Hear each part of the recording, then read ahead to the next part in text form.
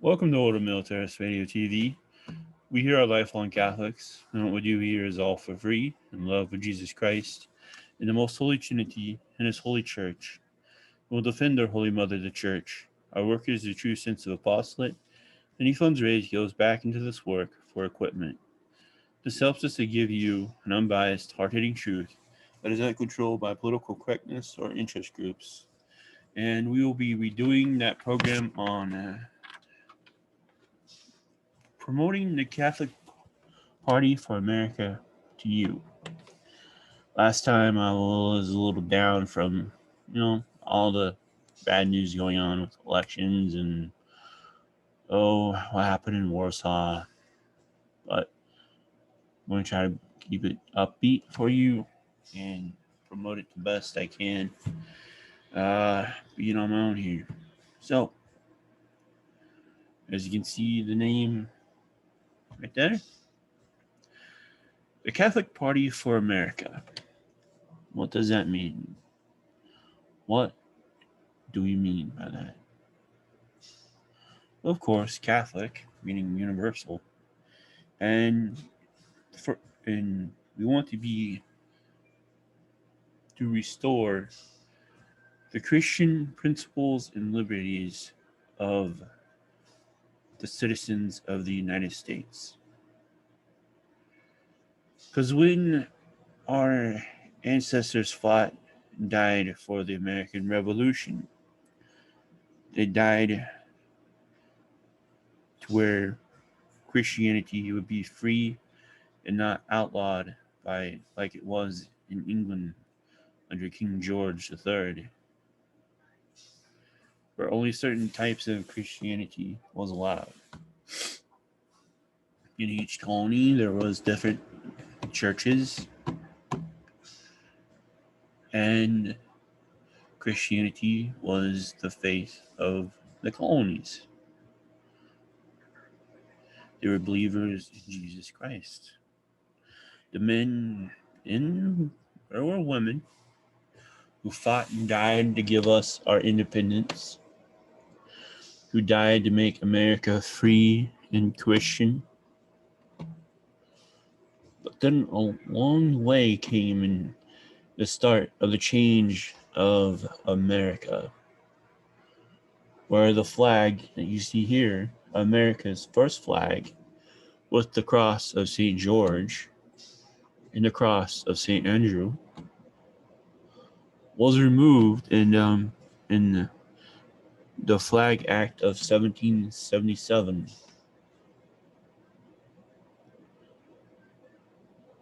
Now, we wish to restore that flag, and I actually bought a reproduction of that flag that I want to show you. It's beautiful.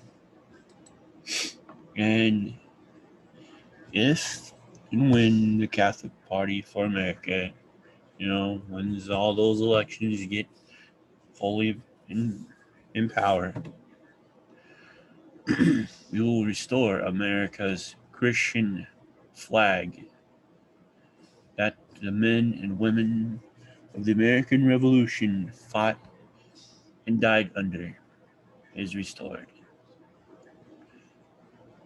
So let me show you this flag. Here it is. It is called the Grand Union Flag, adopted on December 3rd, 1775, by the first Act of Congress, the Flag Act of 1777. The flag was did away with for the flag we know today as the Betsy Ross flag with the 13 five-pointed stars in a circle.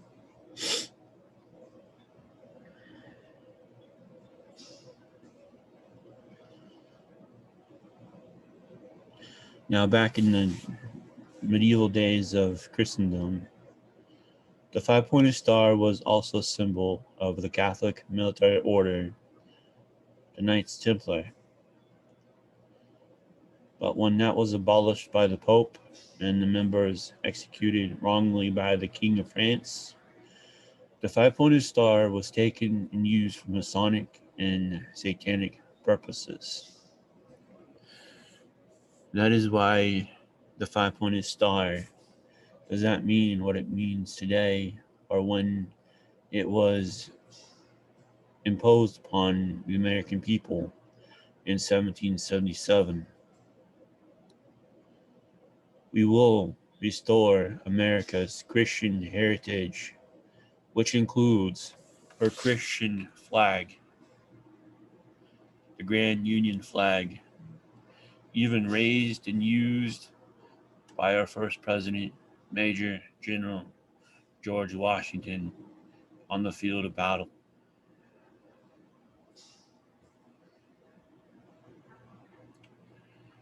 That is one of the main things we do.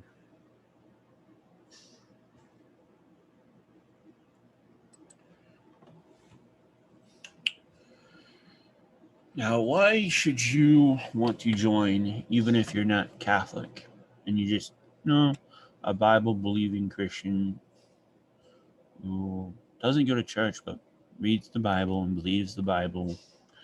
Why should you join this party? We want to restore this nation back to the founding fathers' writings and principles. But isn't that what the Republican Party does, or the Federalists and everyone who says they are originalists says they do? No.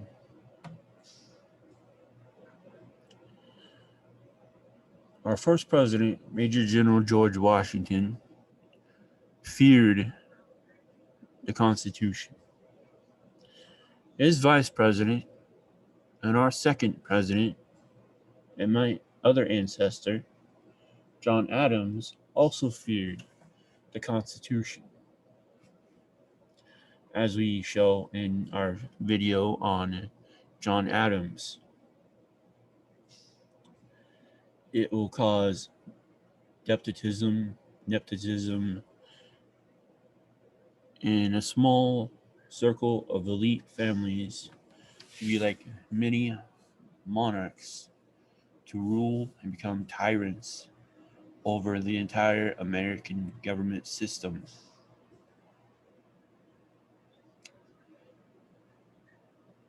Now look who's been in charge, okay? I mean, look at all the 17, 18 videos we've done on the deep state.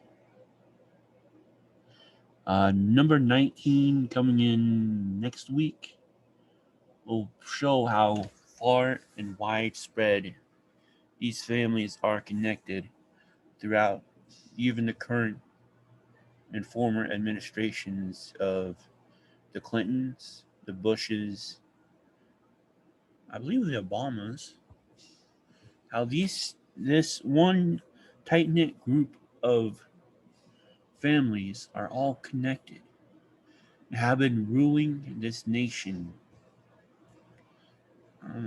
since the 1800s, maybe 1700s, depending how far back their family goes in American pre-colonial American history. That is what the founders feared about the Constitution. They also feared that the Constitution would strip away the people's rights and Christian liberties and would not defend them. As we can clearly see with all these neocon Republican rhinos and Democrats saying, oh, look, the Constitution provides for abortion, contraception, pornographic material, cuss words, so forth and so forth, and the protection and allowance of same-sex marriage. And that these cases are already done and are already decided that they are part of the U.S. Constitution, cannot be done away with.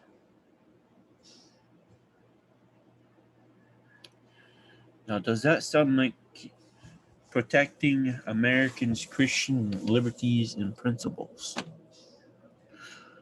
and restoring your Christian principles and liberties back to you that the federal government has taken away? And also restoring state rights and sovereignty that was taken away after the Civil War.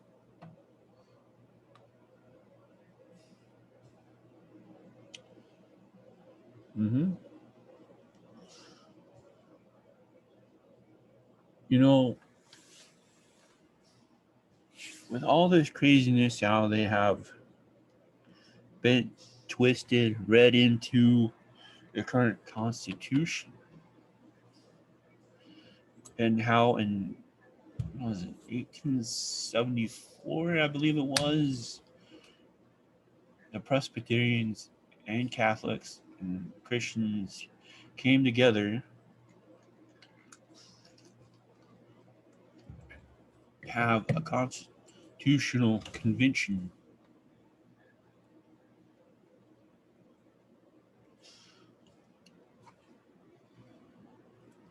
to restore America's Christian principles and Christian heritage back into the Constitution. But what happened? Who stopped that right of the American people, of the Christians in America? Who said it could not happen and stopped it on the House of Representatives? The Republicans. Now, is it strange that so many ideologue people out there who say they are Christians or Catholics and say, "Oh, the Christian part, the Republican Party is the new Christian party"? Is it?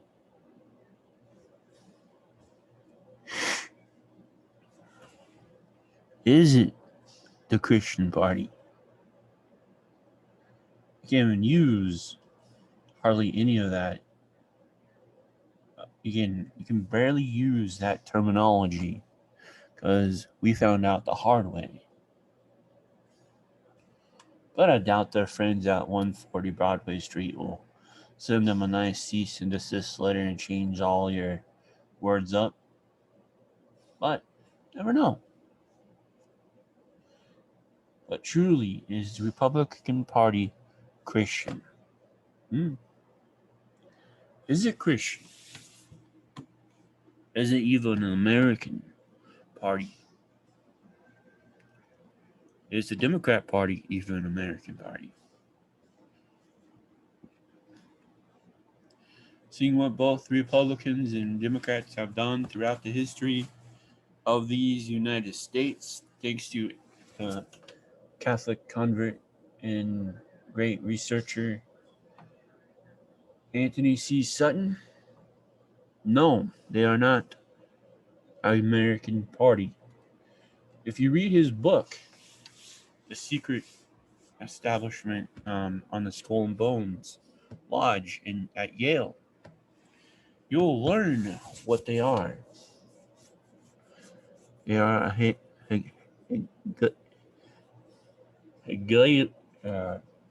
they are a Prussian form of government brought over by the Prussian Lodge in Berlin, Lodge 322,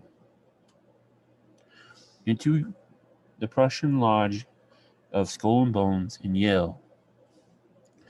Everything from Skull and Bones is Prussian has been brought into the United States.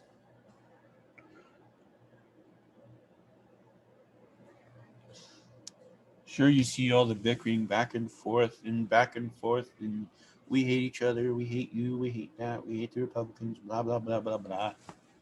It's all a bunch of political theater. So, what can we do to reform, transform, and restore America?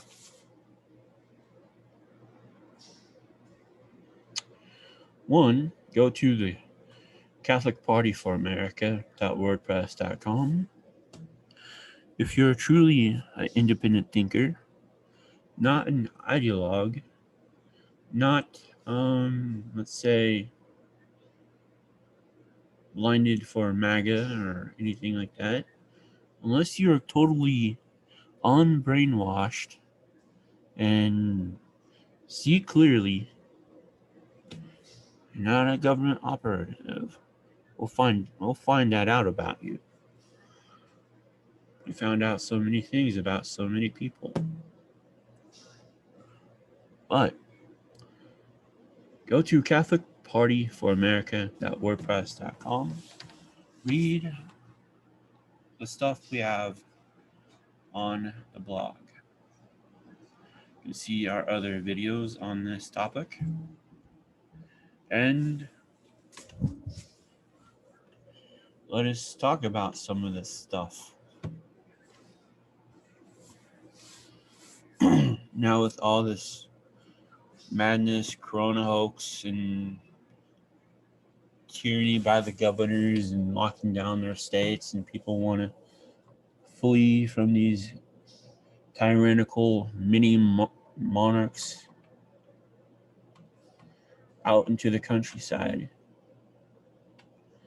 and they're and they are not finding many places to go.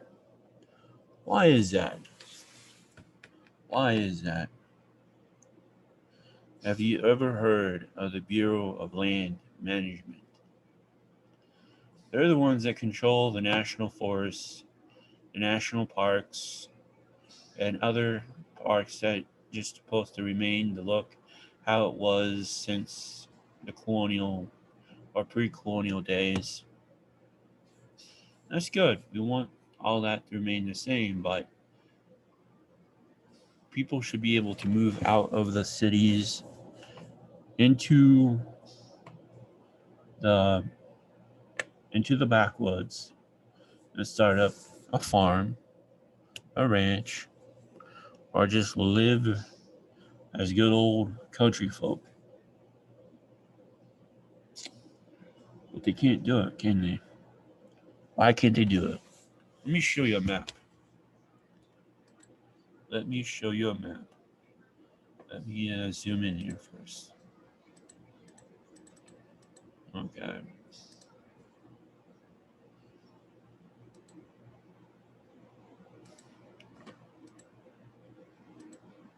Okay, you are looking at public lands managed by the Bureau of Land Management. Okay?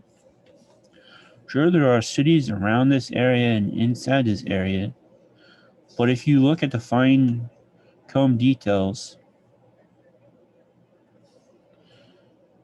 it is very hard to build your own settlements on these lands. For if you talk to us about Order Militaris Catholicus and trying to find places to set up a headquartered training area for our work,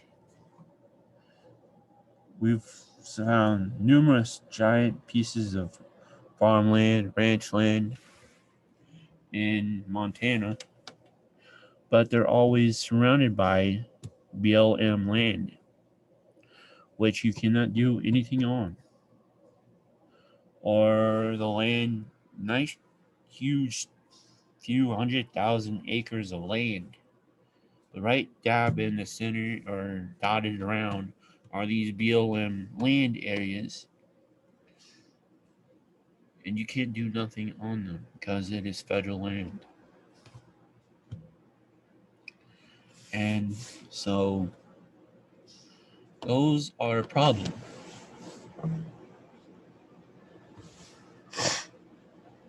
To do anything on them, you need special licenses and permits from the federal government to build on those lands, which, as you can see, some places have those permits and those cities do exist.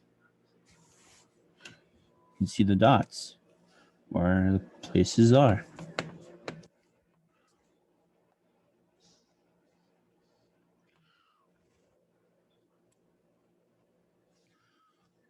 You see, there are a lot of lands. How many lands? Well, let me get out of this share for a bit. I'll bring you right back.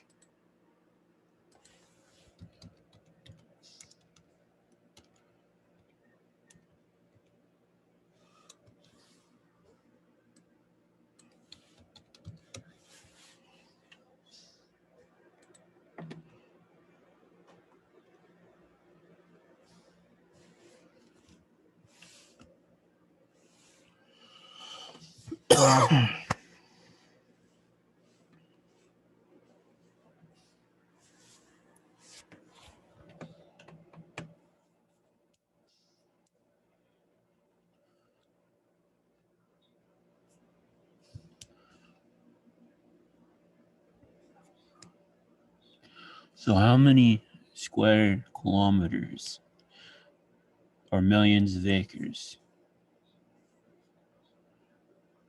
does the Bureau of Land Management own? 155 million acres, or 630,000 square kilometers of BLM public lands. Now, to do anything on these lands, you have to get permits from the Bureau of Land Management. Now these lands are in 12 western states: Alaska, Arizona, California, Colorado, Idaho, Montana, Nevada, New Mexico, Oregon, Utah, Washington, and Wyoming.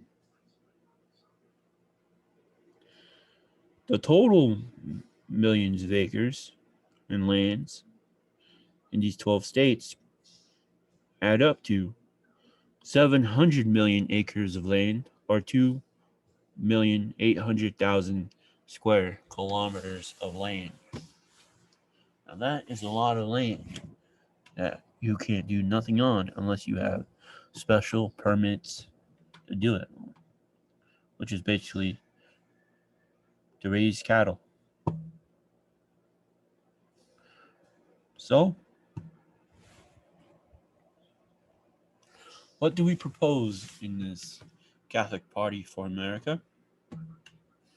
To undo the Bureau of Land Management Act, created by Harry S. Truman. Sure, we want a land office to make sure the land is still, being watched over. But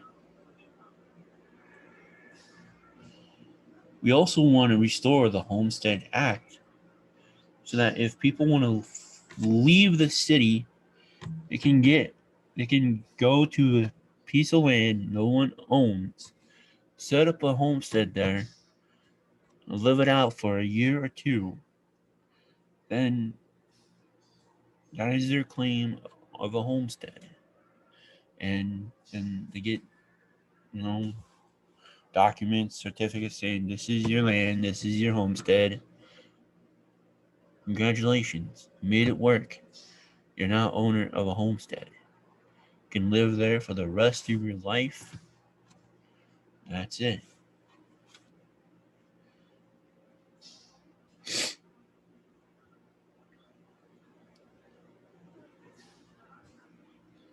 I mean, I mean, how broke are we? How broke is the United States of America?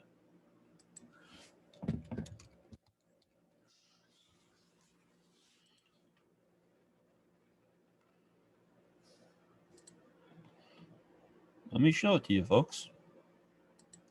Let me show it to you. There you can see U.S. national debt. $27 trillion in debt.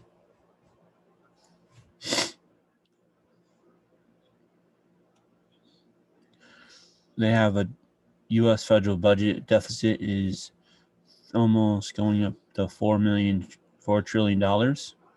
U.S. federal spending is at almost $7 trillion. Can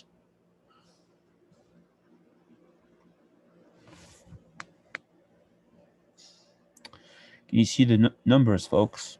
Can you see the numbers?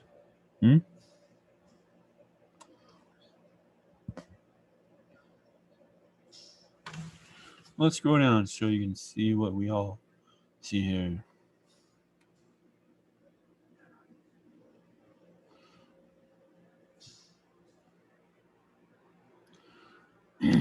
So by undoing the Bureau of Land Management Act and wasting money on that land, people would buy that land and turn it into homesteads, farms, ranches, and it would make money. It instead of throwing out millions, trillions of dollars to keep that land how it is, people would be able to move there, purchase a plot of land, and create a home where they are free and away from tyranny out of those states.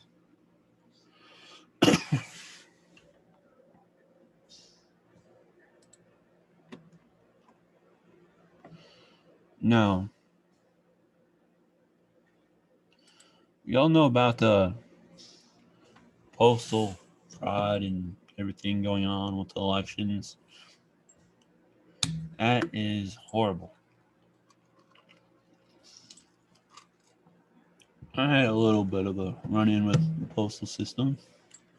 The afternoon worker at our local post office received the packages that came in during the afternoon hours, 11 a.m. to whenever the post office closed for that day, but did not actually open up the mail sack, which is very, I don't know, not sure if the word would be irresponsible, but people expect their mail.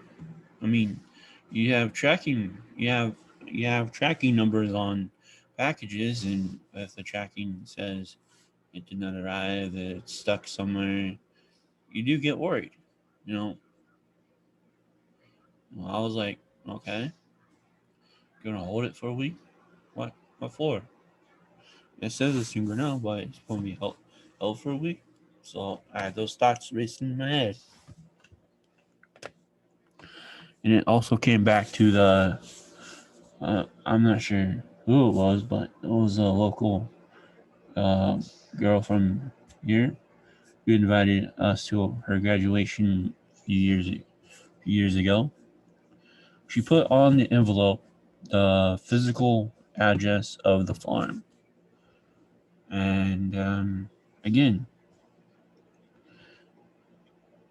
instead of going directly into the mailbox, because people should know that, oh yeah, that's this guy's farm, that person's farm, no big deal. What happened was it went up to the main post office where all the mail is sorted and shipped back down. So it took a week to get it to us.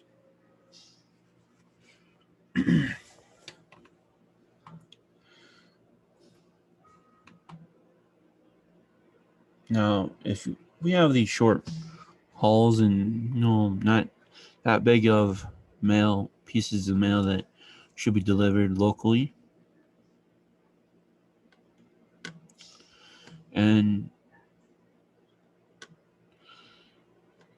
this may sound strange to you, coming in, well, it is currently 2020, a year of craziness. Um, Knowing about the Pony Express and visiting a couple of times the last few old depot station in southeast south southeast Kansas somewhere. Forget where. An old Pony Express depot called the Pony Express. I mean, it was amazing, great food, great staff, very nice. And growing up with that history of the Pony Express and knowing about it, and knowing how they were in delivering the mail promptly and successfully.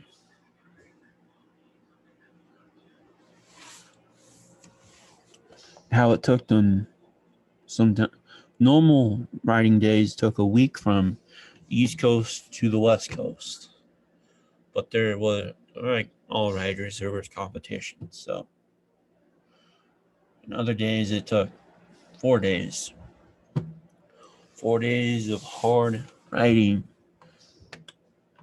And the mail got there, and it was delivered on time, successfully, and well protected.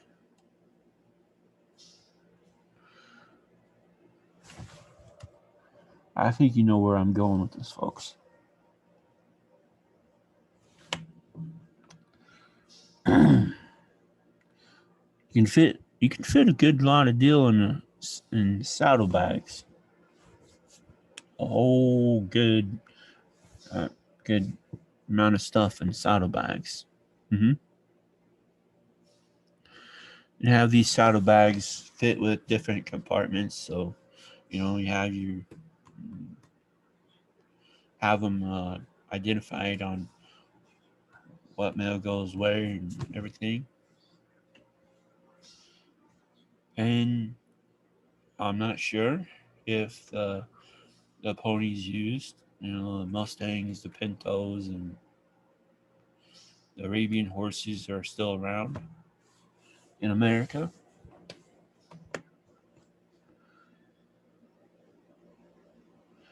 And these riders would get permission to ride alongside the highway on the grass ditches, the if they need to use the pastures and stuff to ride that way. Because the horses are not meant to be on blacktop at full gallop, full speed. It's bad on their hooves, and unless they have special horseshoes like the Amish do for their horse and buggies that go on blacktop.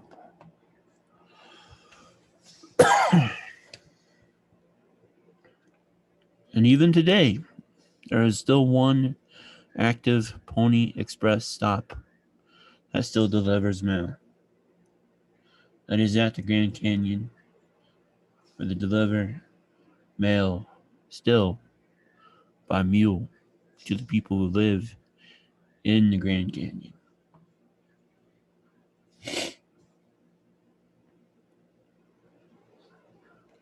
What would also bring to these communities where these new Pony Express stations come into being? Jobs. Because what do you need with a horse? You need stable workers, stables, uh, restaurants, um, hotels for the riders, also blacksmiths to make horseshoes, make nails for the horseshoes, and then also the blacksmiths can make brand new hand forged tools, buckets, cooking utensils, cooking pots and pans. See where I'm going, folks? restoring one historic piece of American history to help restore the postal system, especially local, short haul trips, will bring in these other jobs into these communities. I mean, we haven't heard about a blacksmith in a while, have we? Huh? How many of you have ever seen a blacksmith in your town or even know what they do? I've ever seen them in historical festivals where go up to them and see them work and they make something for you. Hmm?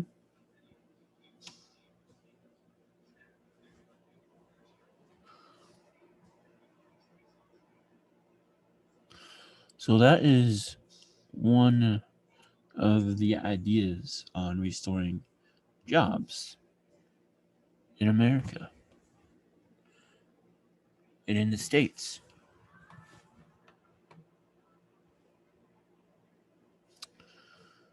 Nothing out of the ordinary, because like I said, the Pony Express is still in use in one area. It could be used in many areas, whether it's in rural communities or communities near rural areas.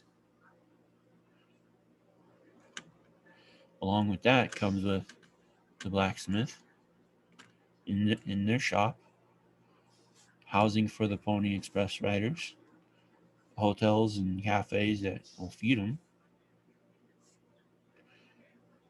stables, vets, more vets, veterinarians to take care of the horses. And also, leather workers will work and repair the saddles, saddlebags, and also make other leather items. Old fashioned leather arts, old fashioned leather belts in the Western style,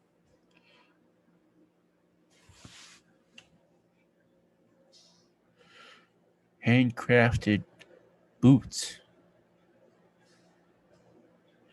Not these cheap things you buy from China or wherever else, but handcrafted leather goods made in America.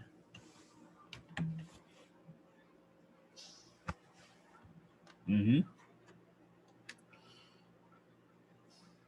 So there's those skills being returned back to work, long forgotten.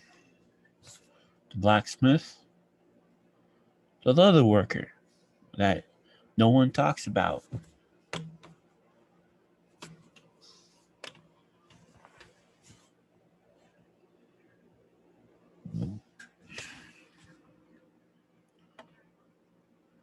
Excuse me.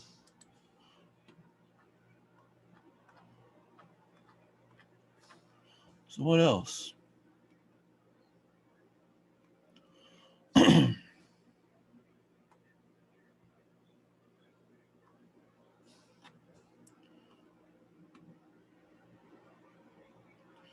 If you make less than $100,000, you would not have to pay federal income tax.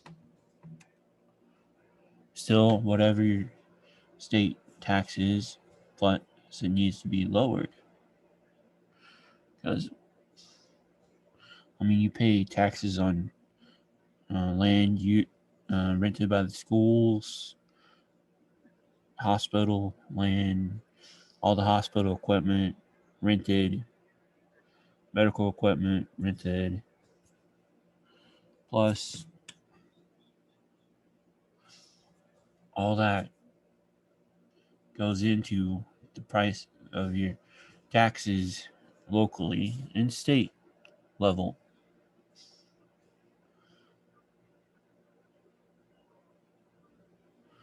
And what you do pay in whatever taxes goes to the state to help cut the federal waste and spending of money that goes to legislation that is not pro-American, pro-Christian, anti-Masonic. All that funding will be cut. Why? Because the states will then have the power to delegate the amount of money that should go to the national budget for the national government to pass and approve legislation to make sure it works and goes to work for the people. That is how you cut corruption in the federal government.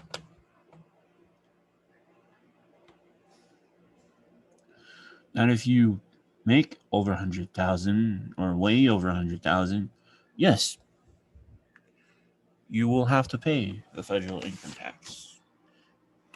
And like so many of your friends and cronies who were in all the previous administrations who looked the other way and said, oh, that's all right, he's not paying his federal taxes. We won't look the other way.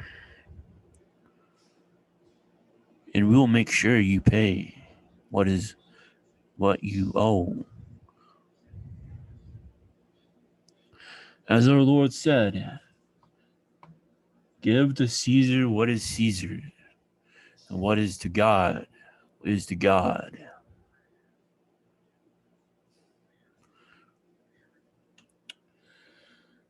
Now, what about the rest of this that China owns and that can't be taken care of on American shores? How do we take care of that?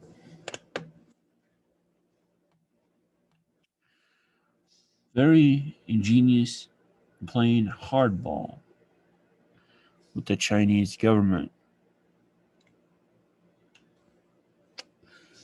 The debt we owe that China owns, we will call it null and void. And we would put requirements on China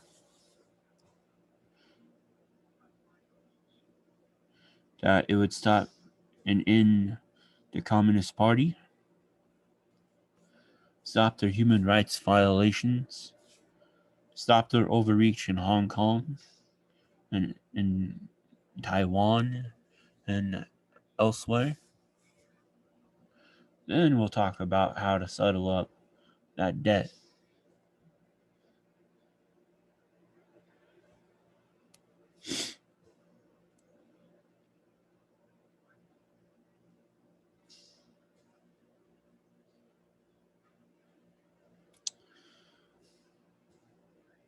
Now, the National Guard is good and everything, but it is not what the founders intended it to be.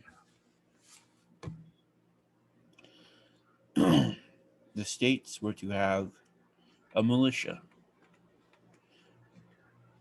made up of of the militias of each city, community, and county.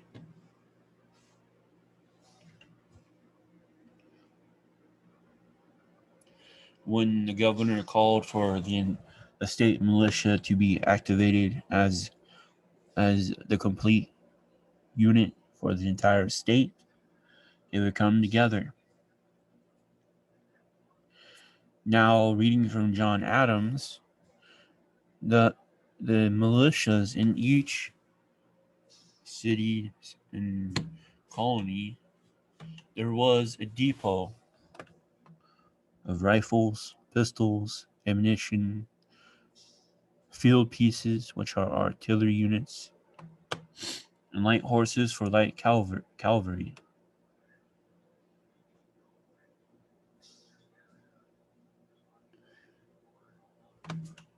So instead of the National Guard, where only select few can enter, we would restore we would have the states restore the state militia and have the local towns restore the local militias.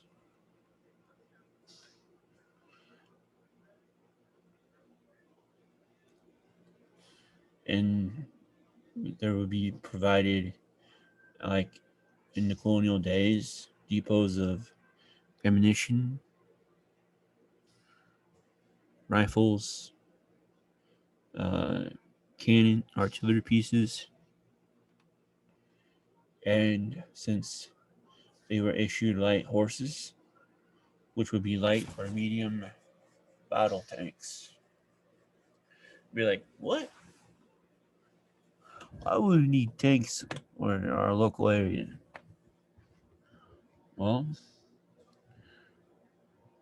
never know. Just the sight and the rumble of the engines and the rumble of it going down the streets. If Antifa would still be around after we would get rid of their leadership and everything, and they tried to start their communist insurrection once again. Just a nice little rumble of the engine and rumble of the tracks down the street would make them think twice. And this local militias will be called upon by the mayors or the militia leaders of each community. Say, hey, we need our militias here and here at a certain time because of something brewing. So they would form and protect the community, protect the local community. Now, if the governor calls and says we need to start in the entire state militia activated, all the cities, communities, counties, militias would be activated, properly outfitted, armed, clothed with digital camo uniforms, same type of uniforms worn currently by the United States Marines.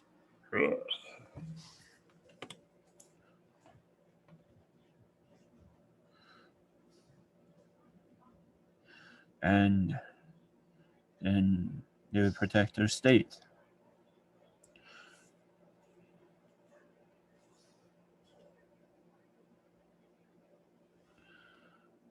It is to restore states' rights, the rights of the citizens back to them that the federal government has taken.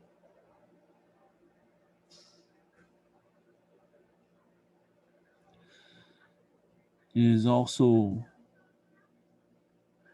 that the people of the United States have the right to lawfully own and carry a firearm. And they have to just pass the normal federal paperwork, background check, but they also must learn how to carry and use it and treat the firearm as it is a tool. They have the right to own it, to carry it, and to use it in self defense of their person, their loved ones, any innocent bystander, and if the police need it to back up them when they are in a violent situation and facing gunfire. As we've seen in many stories where citizens came to the aid and defense of the local police by using their own constitutional right to carry a firearm and defended and saved the life of a police officer.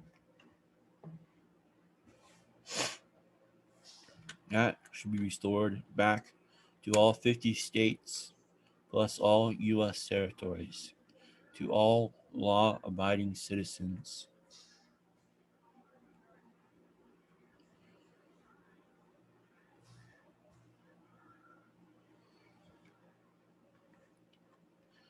Now, I've been thinking on how to restore the judiciary, because it is something that has been corrupted by politics and everything else. Because the judges have not been independent, they have not been neutral. So we are going to restore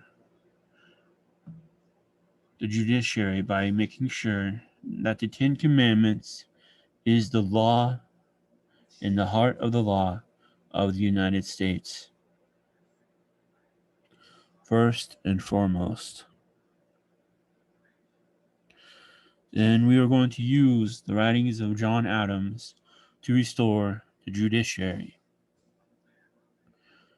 The judiciary is independent from all sides of government and from politics. That the judiciary will not be allowed to vote in any election, take part in any election, so that they remain neutral and independent. That they be restored to be learned, learned men of scholastic theology and philosophy of Bonaventure, Aquinas, and others. Learning of Aristotle, Plato, Cicero, and others.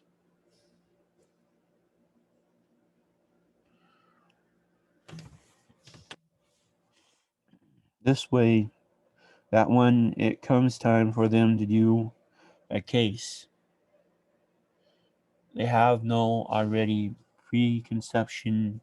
pre-bias against a certain group of persons or like whatever.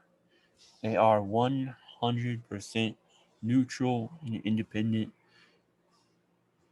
and they have not already pre-made up their minds on anything. Their job is to defend the Constitution, defend the law, defend the Christian liberties of the citizens of the United States. That's it.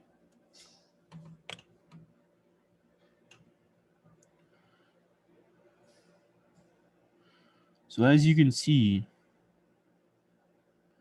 we want to restore America to her founding, where we undo big government, where we topple the deep state and destroy the deep state, where it no longer has any power over the people. That we form a truly Christian constitution that the founders of America, the founding fathers, would be proud to support. That defends human innocent life from natural birth to natural death. That there is no medical exception to abortion. That in the preamble we declare that our Lord and Savior Jesus Christ is our sovereign King and Lord of America. That his mother, our blessed mother, the Blessed Virgin Mary, is Queen of these United States. And it is in them and by them that we do this, to reform and restore the United States, to become a truly Christian republic that it should have been from the founding days when the Constitution was written. That no more elitist small group families ever try to rule, to damage, and destroy this nation ever again.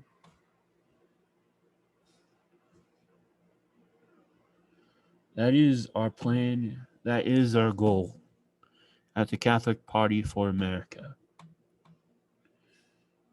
If you like the sound of anything we have just said here, go to catholicpartyforamerica.wordpress.com and go to join the party. Fill out the small application resume saying who you are, why you want to join, what has your affiliation to politics been, all those small questions, and email us back. We'll try to get back to you. I've been taking some time off to think up on how to do this show properly as I am doing now. So please go to catholicpartyforamerica.wordpress.com if you like anything we have said here today. And please like and share this show. Thank you. God bless. Deus Vult.